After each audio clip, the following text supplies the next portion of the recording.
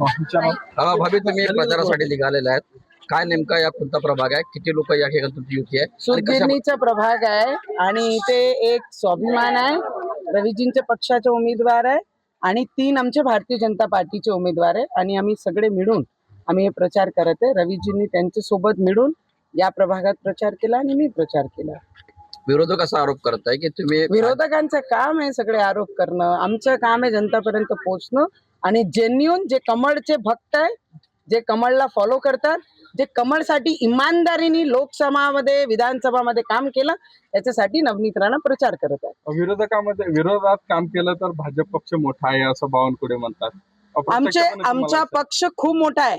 Bharatiya Janata party सगळ्यात biggest largest party आहे पूर्ण देशामध्ये आणि मी भारतीय जनता पार्टीची कार्यकर्ता आहे। जो प्रामाणिक कमळ सोबत आहे त्याच्यासोबत नवनीत राणा प्रामाणिक आहे। काही तुमच्याच पक्षातल्या काही कार्यकर्त्यांनी काही नेत्यांनी पालकमंत्र्यांकडे तुम्ही युवा स्वाभिमानचं काम करत होता की भाजपच्या आता या प्रभागामध्ये सुदगिरणीमध्ये स्वाभिमान आणि बीजेपी भारतीय जनता पार्टी युतीमध्ये आहेत। आता प्रचार करण तुम्ही पाहता गल्ल्या गल्ल्यामध्ये पदयात्रा काढत आहे आणि छोटे इलेक्शन असलेही सरी आम्ही भारतीय जनता पार्टीला डेडिकेटेड आहे। शेवटचा प्रश्न, बावनकुळे यांनी असं म्हटलेलं आहे की रवी राणा यांनी 35 ठिकाणी उमेदवार उभे केल्यामुळे आता ही युती नैसर्गिक राहिली नाही, कसं पाहता त्यांच्यावर? मला वाटतं या प्रभागात जिथे तुम्ही मला प्रश्न विचारता तर इथे आमची युती आहे। शेवटचा प्रश्न,